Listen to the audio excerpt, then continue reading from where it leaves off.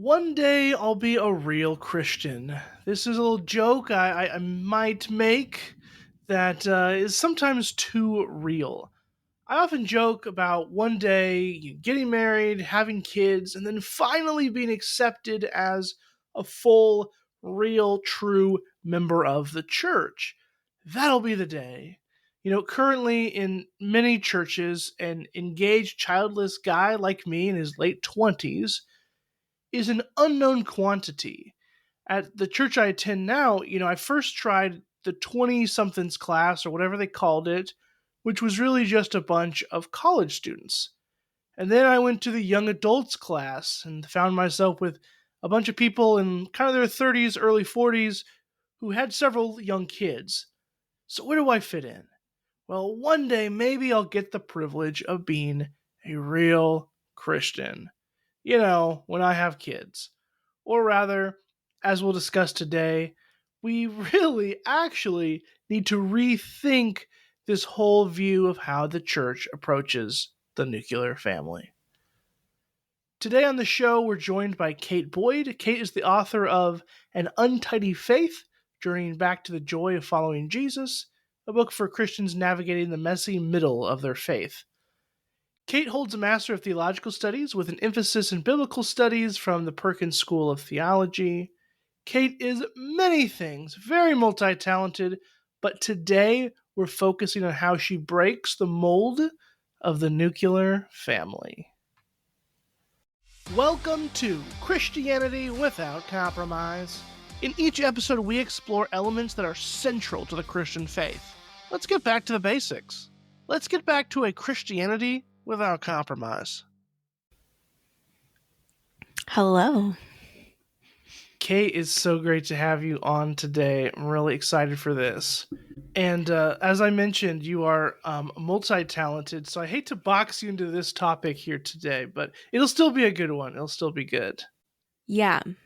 I checked out your website earlier and read kind of your manifesto there and was really vibing with it. Loved it. I was like, yeah, for now on, I'm just going to say this is my theology. Just go to Kate's website.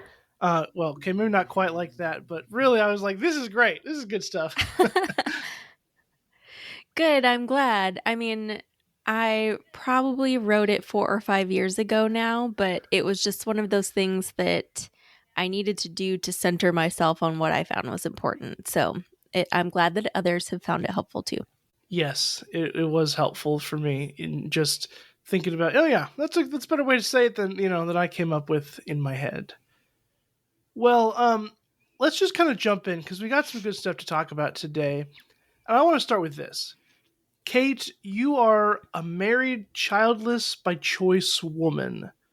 So tell us how, in the past, you had to navigate belonging to the church, with that kind of reality, with that identity. And pray tell, how many times have you been asked, when are you going to have kids? Oh man, for the second one, I'm not sure I could even count the number of times I've been asked that question, whether at church or by my mother-in-law or anyone else around me, because I do think it's one of those things that people just assume, you get married, you have kids, and to be fair, I assumed that would also be my path when I got married at 24. I was like, I'll probably have a kid before I'm 30. That feels like the thing that you do, right? You have a kid before you turn 30. And then it just didn't we didn't. And I say by choice because I'm not infertile. I don't struggle with a lot of those things that keep people from having children. We just realized that we wanted something different for us and our family, and we wanted flexibility and availability to be around for our people. And so it sort of went from, oh, are you guys planning to have children, to are you guys trying to have children? And then we sort of get further and further away from when we were married, and people start wondering, or they sort of some of them stop asking because they know that it could be something else. But for us, it was a challenge, not just from that sort of piece of what the expectation was, But the church we were in at the time was very sort of like family oriented in the sense of, um, we had small groups. And so we were with our small group who were mostly new marrieds, like within the first couple of years. For several years, we were together with that group. And then they all started having babies, which we love. So as that group started having kids, our lives and schedules changed, and their needs or wants around community changed, because, they're overwhelmed. They were new parents. And part of that was that, we wanted to be there for them, but people don't know how to ask for help or aren't conditioned to ask for help, especially from people who don't have kids too. And so we weren't even necessarily given an opportunity to show up for them in that way. But eventually, none of our needs were being met, ours or theirs. And so the group just kind of fell apart. We all parted amicably in that. So once that group sort of disbanded, they didn't really know what to do with us. We ended up, I believe, in another new marrieds group, even though we had been married closer to 10 years than 5. Or it was people who had gotten married like, within the year, or were engaged to be married. And that's fine. We were okay with that. It's just that it became very clear that our church was arranged by what life stage you're in. And if you don't have children, whether by choice or not by choice, that you weren't going to fit whatever like normal path is available for you. And so, yeah, it became sort of a challenge to figure out, how do we connect and navigate, making friends, being in community. Yeah, absolutely. I mean, as I said in my intro story, I can relate to some of those, some of those just ways that the church organized you by life stage and stuff like that, and not always great and beneficial when you don't fit the mold, right? And that's what our focus is today, to kind of raise the alarm about the way the church has singled in on one view of family. The Yeah. husband and wife, 2 kids and a dog, picket fence, whatever it might be. And as you described, like, you've had some awkwardness not fitting in quite in that, being married a long time, but being put with the young marrieds and stuff like that. So tell me more about how your experiences kind of open your eyes to other groups and people who fall through the cracks. Yeah. I just started looking around and realizing that we sort of weren't the only ones this was happening to. Um, we were part of a Sunday school class. That was our small group situation, but we were part of a Sunday school class that, had engaged people or, older people. But then there were also some single people and, at different, phases of life and career. And it just sort of, I started looking around and going, oh, actually, we're not the only ones that don't sort of fit the norm. Um, there were single people, there were widows. And even then, eventually, we ended up right before we left, we were leading, and this was right before the pandemic hit. We were leading a group of, single college students, really, because there was a group of them that didn't have, there wasn't a Sunday school class aimed at them. They were a piece of the puzzle that kind of fell through the cracks. And we're like, we can do that, because we do too.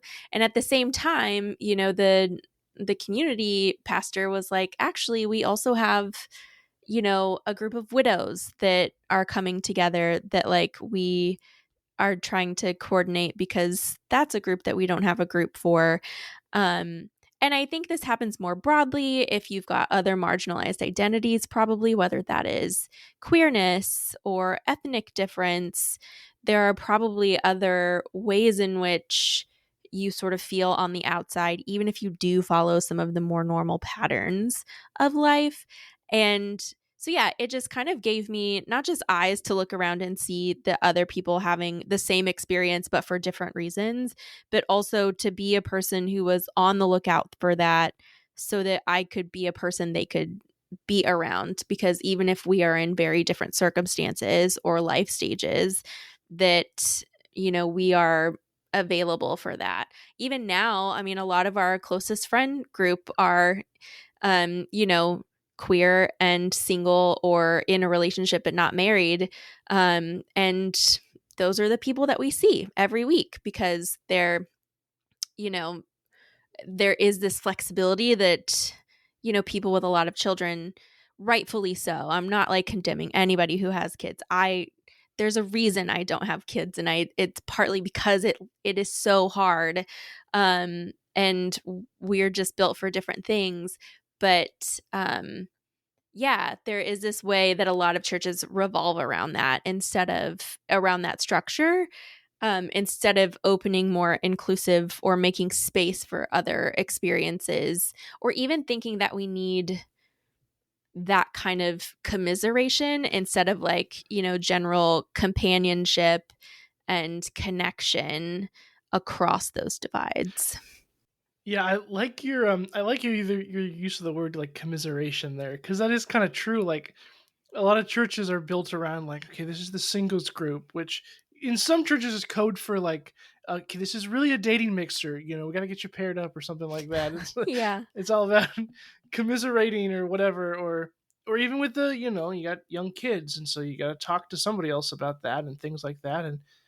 And so my next question is really just the why. Like, why have we elevated kind of this? We have this form of um, life stages. This is the accepted life stages that a lot of our churches happen to be built around. The stereotypical nuclear family has kind of this central sacred place in how we do church. Why do you think it got here? Why is this the case? Why don't we cross boundaries and divides and things like you were just saying there? Well, I think I think part of it is, I mean, it- mm, I guess I'm trying to decide how diplomatic I want to be. We So tell I the think part truth of on it this is that, podcast. yeah, I think part of it is that, there is like the sort of modern American church planting movement was sort of aimed at, was really a kind of marketing scheme, right? Your sort of seeker sensitivity, or your aim at, have your ideal, like I run my own business. I have an ideal buyer persona. And we see this, right, in like how churches like Saddleback or Willow Creek, right, intentionally planted in suburbia, and had like Saddleback Susie or whoever, right, as their prime targets. And they made it around families. So I think part of that is, I think it's part of the American culture that the church adopted. And I think if we go further back than that, if we're being really honest, it's probably got roots in things like white supremacy and greed, and individualism that sort of like make up the base of white supremacy or inform that. And I say that because the nuclear family has an act, even in like the heyday of the nuclear family in the 50s and 60s, right, when everybody talks about it, like that was a family structure only available to like white upper middle class and above. There's a lot of, you know, different populations that could not live that way. And it's also very Western and individualistic in the sense that, um, you go overseas into a lot more of the eastern part of the world and everything is a lot more communal, or you live intergenerationally, and with extended family and support. And in all of that, right, we sort of have it all tied up together that, and I think if you add something like capitalism and greed on top of that, you want people to feel like they need to have their own stuff instead of sharing, that they need their own homes and have their own, like they need to purchase all the things that they need instead of sharing or have community support. And so you kind of just get this web of systems and cultural elements at work that, when you then aim at a particular population, you're kind of undergirding a lot of those systems and cultural mindsets. And I think that's really at the heart of it. I'm not saying that they're intentionally being, white supremacists. I don't think that's the case. I think it's just, you know, they they're concerned with marketing to the right people and getting the right quote unquote people in the door, and you end up sort of perpetuating some of these patterns that maybe actually inhibit witness or inhibit connection and community even within your own church walls. Well, thanks for uncovering some of that for us. I mean, yeah, there's a lot going on here. The emphasis on marketing for sure, and then all kinds of historical roots. Really, we're kind of throwing around this term nuclear family today. Like, yeah, a lot of that concepts. I mean, you mentioned kind of the heyday '50s and '60s. Like, that is the modern notion of it is relatively new, in the world, in the history of the world, and the stereotypes and the cliches that come with that is very different and new, and thanks to industrialization and blah blah blah and all that kind of stuff. So I think that is poignant. It is good to bring that out, in the open, and talk about some of the reasons why we fall into these traps. I mean, also, you just kind of have, and I struggle with this because I go back and forth and see what you think about this. Like, I've done college ministry. I was like I've done church ministry before, and one of the things is people do naturally like-minded, like-staged people. It's really something that makes people comfortable. We want to be around people that like the same stuff as us, in the same stage and things like that. But at the same time, I'm really passionate about intergenerational and breaking barriers and things like that. But that is just not that is just not our default thing in America. So it's really hard. It's like it's not bad that you want to hang out with other people that have toddlers or whatever, but also like, hey, you know what? The single, 70-year-old widow could also give you a lot of great wisdom, or this, single person never been married over here, is also really cool. It's it's such an awkward tension, I think, between what's comfortable and what you really should get yourself into.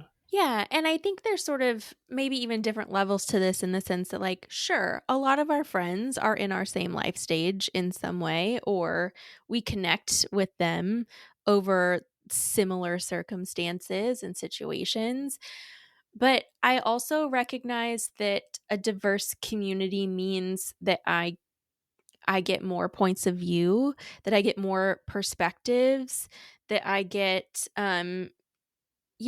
somebody who's processing something differently or has a different set of expertise to bring to the table. And I think that's valuable. And so when we only kind of like are with people, and I think this is maybe the difference, right? Like in a social setting, and that's not to say that church doesn't have social aspects.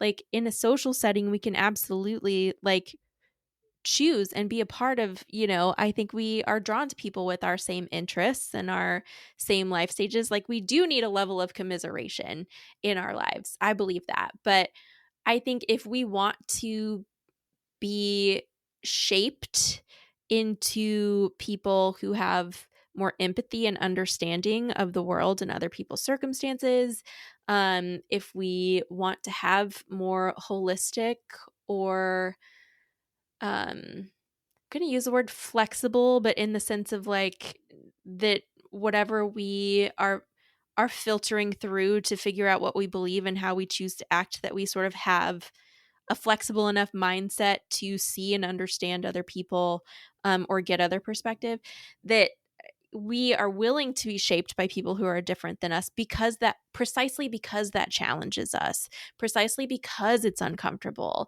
And it's not necessarily uncomfortable in a suffering kind of way, which I know that we sort of can put on a pedestal too. But I think we need different kinds of people, and that we miss a lot of the support structures that we could have. Like I said, when our friends have kids, we have to actively like work really hard to be a part of their life still, because they kind of assume that because we don't have kids, we don't want to be around them in any way. And sure, sometimes that's the case, right? But not all the time. I want to be there for my friends because they're my friends. I want to support them because they're my friends. And I probably have a more flexible schedule to do some of that support work than another mom who has two kids under the age of 5, who maybe they're really close to. And or the grandma whose grandkids live 100 miles away, who's looking for little kids to play with and love and hang out with and share and put some of those grandmotherly instincts on, may have more flexibility than some other people who are right in your same life stage, because those people are struggling with the same things you are. And so I think we even miss some of the ways in which we can help ourselves by not opening ourselves up to um community that is outside of our particular life stage, because we kind of um yeah, we miss that piece because we sort of close ourselves off to it in some ways. And I think if we believe the church to be the family of God, then we should be looking out for each other that way. Um, but I can't help you if I don't know you, and I can't, or know of you or of your struggle. And so if we all sort of like sequester ourselves in these different buckets, there are opportunities that I'm sure I could be aware of that I'm not, and that I maybe have to, and I'll own that maybe I could be more active in seeking that out. But if we sort of arrange the church or church events or church groups in different ways, we might have a more organic way of meeting the needs within the church um, sustainably. I think it's very important that you brought up that it's kind of a two-way street here. It's like people need to ask for help and invite other people into their lives, but then also we need to, I don't want to say invite ourselves into people's lives, but we need to ask, how can we help? What can we do? That's a vision of the church that is, but the original design. That's exactly what we're supposed to be doing, and that is sometimes so hard to do in America. I can think of a friend I had for a while who was a single mother, and she would constantly tell me, "Oh, I can't ask for help because then people are going to think I'm a failure, and I have to be mom and Mhm. dad."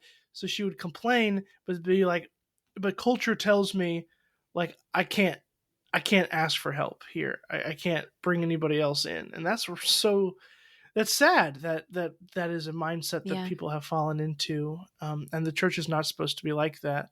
We have to have a little bit of that humility to let people in, and then the humility to try to invest where we can in other people's lives. So that's a vision I can get on board with for sure. Um, so one of the people we're a big fan of on the show is Jesus. Great guy, love him. He's cool. Um, Love him. yeah, and I'm wondering if you could just kind of take us to the life and teachings of Jesus, and you can travel elsewhere in Scripture as well. And where do you kind of draw some of this biblical theology? I guess is what I'm saying about this vision of the church, the vision of the family of God, and some ways in which that um, critiques or at least doesn't line up with the stereotypical 1950s, American family. Well, Jake, I don't know if you know this, but Jesus Christ was a single man in his 30s, Yeah, I heard that. did not marry. And in fact, when when his mother and brothers were like, "Hey, people are talking about us because you're kind of being weird," he's like, "Who is my mother and brother? It is the people who are with me. It is the people who follow the Father," right? And I'm probably botching the exact quote, but there is this right sense of Jesus throughout his life and ministry actively did not demonstrate a nuclear family dynamic when his family even tried to sort of assert their authority in that kind of way, which again, even families in the Bible weren't nuclear families. I should even just put that out there contextually, historically. Um, that's just not how like relationships worked at the time. So it wouldn't have even been an expectation in the Bible, first of all. But then, second of all, we see Jesus pushing back against what the idea of family is. And instead of like choosing a couple of families or making a family of his own to raise disciples, right? He brought together a ragtag group of other people, and helped them to connect and support one another, and went out into the community and met needs. And so I think you'll see, even into Acts, as the early church developed, we start seeing the ways in which they are selling their possessions and sharing them with each other so that nobody had needs. They are connecting and meeting every day and eating together. There are these dynamics in which the things that you would expect of a nuclear family are happening more in a wider church setting, and not necessarily like we're in a church building worshiping together setting, but like in the church community. This is how they're operating. They're operating in a way that doesn't see the family over there as that family's problem. They see the widows and the orphans who don't have people taking care of them or any sort of structure in the world taking care of them. And they say, hey, I'm going to take care of you. You can be part of my family. And that's how God's family operates. And so there's a lot of ways in which I think there's a lot in scripture that, if we're even just looking at it contextually, but in the way that the early church and the disciples relate to one another and to Jesus and how he related to them, sort of shows us that the normal dynamic of family as we conceive of it right now, it isn't necessarily an ideal, if even, thought of at the time. Yeah, definitely. I mean, yeah, just in the ancient world, family is very different. Um, and then the way that Jesus conceives of this community, both with him and his disciples hanging out, and then what happens after the resurrection, it's just so different than we find today. It really challenges a lot of our notions. It challenges our notions of, show up on a Sunday morning for a couple hours and then go home, and that's it. That's your experience of God for the week. Yeah. Um, and it challenges our notions of just kind of having these separate families, like you mentioned earlier. Like, we gotta have our own stuff. We don't want to share, so we need our own house, and we have to have a huge backyard for some reason with all this grass. Sorry, I don't like mowing lawns, so I'm against that. Um, Nobody does. yeah. Yeah.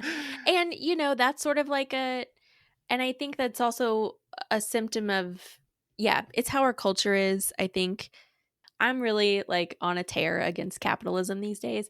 And it's part of that, right? Is that like you need more separate units so that you can sell more separate items. So even the nuclear family is in a way a giant marketing campaign that happened in America to create all of this. And so that's sort of how we end up, um, you know, in this individual, and I would say like individualism is sort of at the root of so many of the challenges that we have in the church and outside of the church in our wider society.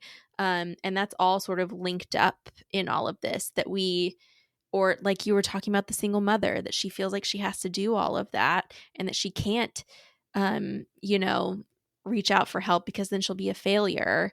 Like these are all cultural mindsets that have wound their way into the church rather than the church working against them in a way that supports the flourishing of more people. Well, I can't speak for all my audience, but I mean, I'm on the questioning capitalism train myself. So good. Dr. Malcolm Foley's book, Anti-Greed Yeah. Gospel, my favorite read of 2025, I think, so far. We're halfway there, but that's that was enlightening and powerful for sure. So, and he was a guest on the show too. So love it, love it. I like that. Well, as kind of we begin the wrap up here, I'm hoping we can just kind of get a little more practical. And first, I'll ask about churches, and then I'll ask about kind of us as individuals. Just kind of leave us with something we can do on this topic. So, in regards for churches, I mean, if a church wants to genuinely honor all people, not just the stereotypical family, what kind of practical shifts can they make? to kind of accomplish that?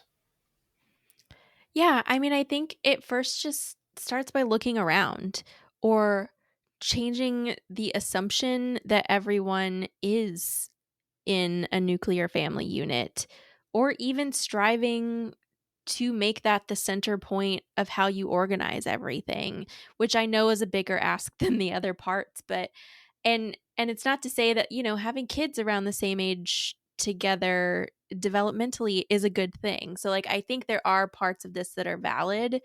Um but to think that to change the mindset, like we were talking about before, that all we need is commiseration, that we need people just like us so that we understand. I think your church should reflect the community around you rather than just attracting a certain kind of person from your community or from far outside of your community that comes there because they fit whatever mold. So I think I think higher level, there are a lot of like mindsets that need to adjust around that. And then I think, below that is think of what, like, if you're doing small groups, do them less by life stage and think about the intergenerational impacts or the different life stage impacts that you can have by connecting people together. Making ways for people to connect outside of these, boxes that we sort of put programs in, I think is a simple way to start. Instead of having a singles group, put singles in with your married people. Instead of having and same for widows or any of the other populations, or even mix up the marriage ages, right? Within the groups. I think even just doing little things intentionally can help people start to think of people who aren't just like them as part of their community. And I think that's probably healthier than having all of these different communities that look the same as each other within the community that still largely looks the same, just in different stages. Yeah, love that. Mix some things up, like intergenerational, inner whatever is so good, and it will require some people to stretch, but it's good to think about that. I don't know if you have this experience, but I think churches need to reconsider some of their childcare models.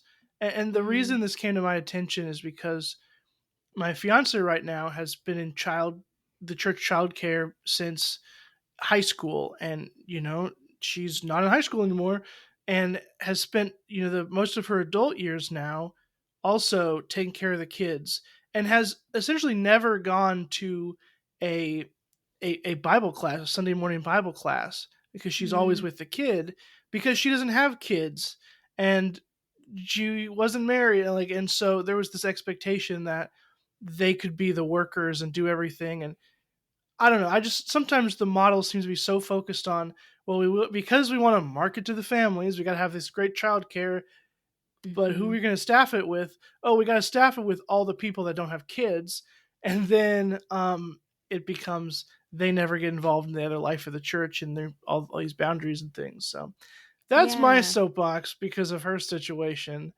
that I'm not always pleased about. We gotta think through these different groups, and that does require sometimes thinking.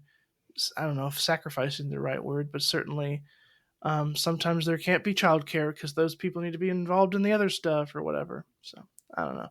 Yeah. So that was our call for churches, but the individuals aren't off the hook here. If listeners want to take one or two steps to kind of broaden their circle of care and belonging, they want to get outside their life stage, what would you recommend?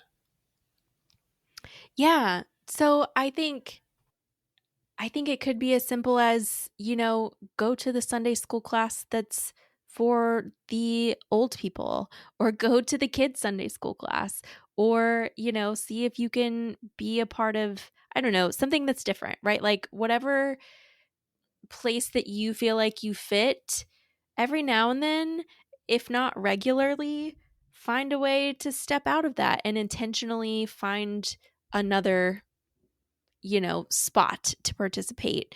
Um if if not just to hear the experience and get the connection. And I think from there it'll become easier, but just sort of put yourself out there and get a little uncomfortable. I think that's really sort of where it starts is instead of asking, what do I need or how does this make me feel? Say like what's important and how do I um, you know, let me think of the way to phrase it. How do I start intentionally creating connection across the regular divides and just and do that, right? Show up to a different class on Sunday morning. See if you can get in a different small group if that's something that's important to you. Um and and just start like introducing yourself to people or hear or listening to other stories. Invite somebody out to lunch next time, I think it can be that simple. I love that. I love that. And, if I was Pope of the Protestant churches or whatever, I would say you have to invite somebody out to lunch every Sunday. Huge fan of Sunday lunch. I Yeah. don't know. It's just my favorite thing. And it's a great way to just get to know new people and engage with that. When I Mhm. have the extra cash, it's super great. Yeah, cool. Well, Kate, so much great stuff today about this topic, and I admire your passion from this. And we got to hear your experience, which is different than some other people's experiences. So it's been phenomenal. Now's the part of the show where you can just kind of point people to other places because everybody's enamored with everything that you're saying now. So how can they learn more about you? Well, you can find me on social media, primarily on Instagram and Threads at kateboyd.co. You can also find my website, which is also just kateboyd.co. And that's sort of my hub. But I have a Substack called Untidy Faith. And if you, yeah, I've got Bible studies available in my shop, and my book An Untidy Faith is available on all major online retailers. So, yeah, I'm around. You can find me pretty easily. Absolutely. And we host the show on Substack where I hang out with my writings on Fridays and these podcast episodes on Tuesdays. So we'll link to all that stuff. And if you're already on our Substack, go to hers. If you're on hers, go to ours. Share the love, all that great stuff. Fantastic. And definitely check out Kate's Instagram because she does do this for a living. She knows how to make good Instagram posts. So there you go. Okay, well, awesome. We got our final question here for you. Everybody gets this question. Leave everybody with just a tangible tidbit, something to chew on here. Here's the question for you. As we close, leave the audience with just one practical action they can do this week to live out their faith fully for Jesus. Hmm. I think I can go like 100 different directions. I mean, I would say since our conversation has been such, I would say like the an easy thing to do is introduce yourself to someone new at church, right? Make a new connection. Because I do think the family of God looks a lot like friendship, looks a lot like support and care. And so, yeah, start making friends, and I think from there you can figure out what that support and care looks like in the context of your community. So if you see someone new, or if you go to a different class, or you bump into someone, that you'd like to get to know better, make an invitation, sit next to them, do something to sort of find yourself making a new friend this week. Great. I love that so much. One of my soapboxes I didn't get on today is I have long advocated that the church needs to stop talking so much about marriage and instead talk about friendship, which applies to much more people and is more Oh, foundational. I could So, also get on the yes. soapbox. So Yeah. yes, I Oh, understand. yeah. Yeah. No, I was like, yeah, churches should talk way more about friendship, teach people how to be friends, all that. So I like it. Yeah. Take a step of faith. Just go out, introduce yourself to somebody, make a new friend. Love it. Love it. Well, again, Kate Boyd, everybody, so great. We talked about kind of rethinking the stereotypical family. The family of God is diverse, is eclectic, it has people of all ages and backgrounds and orientations. It's beautiful. We love it. And we just want our churches to reflect some of that more, because people are missing out. They are missing out when they don't engage in that kind of beautiful community. So, Kate, thank you so much for being on today. We super duper appreciate it. Yeah, thanks so much for having me. Absolutely. And everybody else out there listening to Christianity Without Compromise, you know the drill. Rate, review, all that fun stuff. And I always end the episode with a sharing challenge. Somebody who you can share this episode with after you listen to it and you're falling in love with it. Who can you share it with? And I think it'd be really fun to share it with your new friend that you make. Whoever your new friend is, your new connection. Say, hey, I listened to this episode. This is the kind of community I want to create. You in? Let's get lunch. Let's get coffee. I don't know. Might be a good way to start a conversation there. So thank you, everybody listening, and thank you to Kate.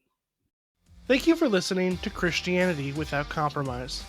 We just had a great episode, and don't forget to share that with all of your friends and your enemies. I encourage you to subscribe to us on Substack at jakedoberenz.substack.com. There you will find this show as well as our Friday newsletter. We want to create a space to get back to Jesus, and that community is a great one to be a part of. This episode was recorded by me, Jake Doberenz, in conjunction with Theophany Media. We are also members of the Kingdom First Ministries Broadcasting Network. Check them out at kfmbroadcasting.com. You guys are the best audience in the world, so go put into practice the wisdom and advice you got from this episode, and let's make the world a little bit more like Jesus. Thank ya.